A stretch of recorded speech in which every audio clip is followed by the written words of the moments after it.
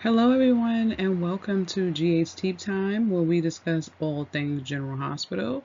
So get your teacups, sit back, relax, and let's discuss everything that happened on Wednesday episode.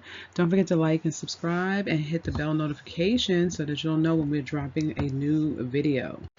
So there was a bunch of folks in this episode.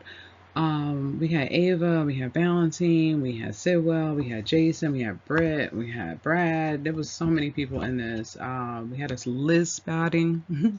So let's see what happened, guys. Let's talk about what each person was up to. So Liz and Jason briefly spoke about she thought Jason might be upset with her because she had to testify against Michael in court. And I don't see why Jason would be upset because she legally had to testify, and Jason knew she wouldn't do that unless she had to do it. So Jason told her he didn't feel any kind of way, and they briefly discussed some issues and concerns. So it was nice seeing Liz, but I feel like Liz needs her own storyline. I think that storyline about, oh, please, Jason, don't be mad at me, it's a little stupid. So eventually, I guess they'll have something for her to do, but at least she was on scene for a hot second. Brad, Britt, and Jason. Okay, so Brad was here, and honestly, I know there are Brad fans out there, but I'm not one of them. I wish Brad would just go away. Brad stopped Jason to say, listen, Britt's my friend, and I know you're going to hurt her because you're going to put everybody in front of him. Logically, yes, he would put his son in front of her. Like, I mean, the selfishness of thinking that he wouldn't that's a problem is weird. I understand the thing with Jason, I'm sorry, it's Sonny and Carly, because Carly could be a bit much, but even her, it seems like she's been pulling back a little bit, and Jason's been able to have his own life, or maybe he's been putting at her on kind of standby, but he will drop everything to be with her. But he has dropped everything to be with Britt. I mean, he put his life on the line when she needed help at the Five Poppies, and he was going to stay with her while the thing blew up. Does he get any credit for that? Whatever. Brad is like, in this episode, she's my friend, and I don't want to see her get hurt. Look, as long as there is a place for her in Jason's life, he will be just as loyal to her as he is to Sonny and Carly and everyone else. I don't see why she can't find a place in that. To say you can't be with anybody else but me is a little much, but whatever. I do feel like Brad needs to go on about his way. To me, he's useless, but I know there's Brad fans.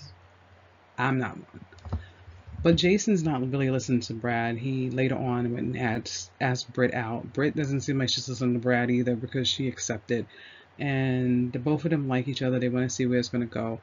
I don't see this being a long-term pairing. I'm trying to think if there's any other guys in town that she would be better suited for. But right now, temporarily I can see these two getting together. Down the line, I don't see them staying together. I think Elizabeth even mentioned that when she was talking to Brad and telling Brad that he needs to mind his business, that she said she didn't see them staying together long term either. I don't see it.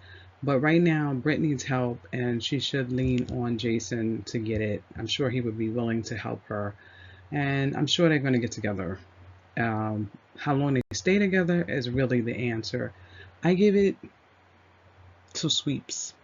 Let me know your suggestion in the comment. Let's put a little timeline on it. How long do you think? How many months do you think they'll stay together? So Alexis and Sonny were having a conversation, and I really felt bad for Alexis. I almost got a little sad when she was talking because I really feel for Scout, and I want something to happen so that Scout can get away from her father. Like, so basically, she got she defended Willow to the best of her ability because she was concerned about her grandchild. She's like, Michael's an adult. This is what she explained to Sonny. Michael's an adult. He has a better chance of being able to fight. Scout can't fight because she's a child. And if she stays with Drew and never sees Alexis and Christina and Molly, he'll turn them against her. That's her concern, which is understandable. But she's between a rock and a hard place. And I understood why she kind of still went through with it with Willow. I don't know what she's going to do because you know, if you know like I know, Drew is not going to let them see that girl once this court case is over. Either that or he's going to just keep on blackmailing Alexis to do dumb things for him. So there's only three ways I can see this storyline going. Either they set Drew up and he loses custody of Scout. Sam comes back and she can take her child back, or Drew winds up missing. Okay, missing means Sidwell just kind of bumps him off, or Sonny, or one of them, and they just get rid of him altogether. But I think the writers are in love with Cameron Mathewson, so I don't think he's ever going to leave unless he wants to leave. Um, but I really do feel bad for Scout, and I feel bad for Danny, and I feel like they should be able to be together. So somehow these writers need to rectify this storyline. I think Alexis kind of tell Sonny about Willow. I was kind of on the fence. I was thinking about it. I said once she gets off, maybe she can tell Sonny what's going on, but I don't know if that would help or not. Well, we'll see where this goes, but I did really feel bad for Alexis during this when she was talking to Sonny. So Carly was in Brennan's room trying to get that documentation, which Valentin sent her on this wild goose chase, which is crazy to me because I wouldn't have did it. They could have came up with a better plan, but she was in there. She got the paperwork, she got the pictures, she did what she was supposed to do, and then Brennan came in. So she ran into the bathroom, took off her clothes, got the bathrobe on, acted like she was going to do some sexy time for him, but she overheard Britt screaming about Sidwell and how they want her to work on Spoon Island. And then even again, Brennan says to her, well, you just got to get me this information. No one is logically acting logical. How is she supposed to get this information to him without getting killed? Or no one gives a plan. They just kind of like, just do it. Just get it done. Where's the plan on how she's going to get this done? Whatever. But Britt's scared. She doesn't know what to do. This is why I say she needs to talk to Jason. She needs another ear because maybe they can brainstorm some ideas so that she can get out of this mess. Later in this scene, Brendan finds Carly in the bathroom and he's just like, I'm concerned about you. Why are you up here? Valentin's on the loose. He tried to kill me, blah, blah, blah. You don't do this again. And he seems like he was concerned about Carly. I saw her look on the face and she almost seemed like she believed that he was extra concerned. I don't know what this man's agenda is with Carly. It seemed like maybe he was using her at first and then he genuinely caught feelings for her. I'm not sure. But it's going to be interesting when he finds out that Carly is trying to get him. Because I hope that she doesn't wind up getting hurt in the interim of when he really does find out. But it'll be interesting to see where this goes. But Brennan definitely has to, if he wants Britt to get some info, he's going to have to give her a solution on how to get this stuff, not just go do it. So we'll see. So Ava's out here snitching. No. Ava saw Valentin at Wyndemere, and Valentin trying to play it off like he's working with Sidwell and all that kind of stuff. But Ava told Sidwell that I saw Valentin, and basically I can keep quiet when I need to keep quiet. I don't know what Ava's playing up to. I don't even understand why Ava told Sidwell she saw Valentin, but I feel like she's trying to get in there somehow. Ava always has an agenda, but I don't know why she wants to intertwine with Sidwell because Sidwell is a lot of no good. So, we'll see what happens with that. I do prefer her over Lucy. I feel like if Lucy saw him, she probably would have started screaming and hollering and acting crazy. So I do like Ava's approach better, but I don't know why she told Sidwell that she saw him. It was almost like she wanted to get in his good graces. So I'm sure Ava has some plan, and we'll see how this unfolds later on.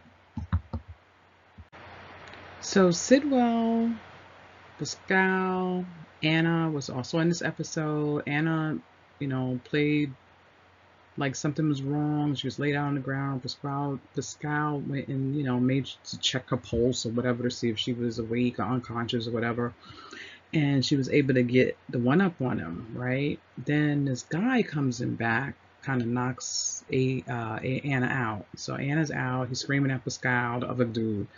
And he's telling Pascal, "You horrible at this job." He's talking to Sitwell. He's like, "You need to get rid of him." And this mystery man is definitely, sitting there saying, "You need to get rid of Pascal. No, why did you bring him from the Five Poppies?" So Sybil has a reason for that. He was like, Anna thinks she's in another country because Pascal accent, he's French, blah blah blah. So, this person, the mystery man, is just like, we're so close. We don't need any mix-ups. So they told the reason why Anna's there. Basically, so thought she was getting a little close to breaking the case, so they snatched her up and put her in this basement, whatever this thing is. And Mystery Man was talking to Sitwell and said, we probably need to bring Britt here, which to me, this story is interesting, but a little ridiculous. You have Anna in this basement. You're going to bring Britt and put her in this basement. It's like, why is everybody at Wyndemere? Why can't you have some off-site facility that's not in this person's house? Lucas is running around this house. Ava is in and out. And various people. Jordan. I forgot about Jordan. Jordan is around. No one's going to scoot upon these people. Nobody's going to see anybody there. They're just going to be like, oh, it's just, they just all never going to see. It makes no sense why you want everybody in this house. Anyway, Mystery Man is like, he wants to contain because they want to hurry up and get on with Faison's work. I'm ready to see what this work is, because what is it? Is it the Lazarus pit? Because they're going to start bringing people from the dead. What is it? It's nuclear energy. We don't know. So they need to hurry up and get the storyline going. I have to actually look up when Sweeps is, because they're probably going to tell us probably around then what Faison's experiment thing is, that the reason why they want all these folks to work on this. But found out at the end, I didn't put a slide. I should have put a slide of Brennan and Mystery, the question mark. Mystery Man is the new head of the WSB. That's crazy. So the new head of the WSB is working for Sidwell. The WSB is so corrupt, I'm telling you. And Johnson wants to be a WSB agent. She need to run for the hills and go back to med school. So guys, that was it for this week's episode. That was it for this episode, which was Wednesdays. So we will be back tomorrow to review Thursday's episode. So tune in. Hit the bell notification so you can find out. We can discuss everything that's happening on that episode. But I have to say, it is getting good. It was a little slow for a little bit, but I do like to lead up to some of these storylines to see where this is going. I am definitely interested in finding out what this Faison experiment is. So I am ready for them to break out what that is. But again, don't forget to like and subscribe, hit the bell notification, come back tomorrow. We're going to do our daily recap and we'll talk to you then. Bye. Have a good one.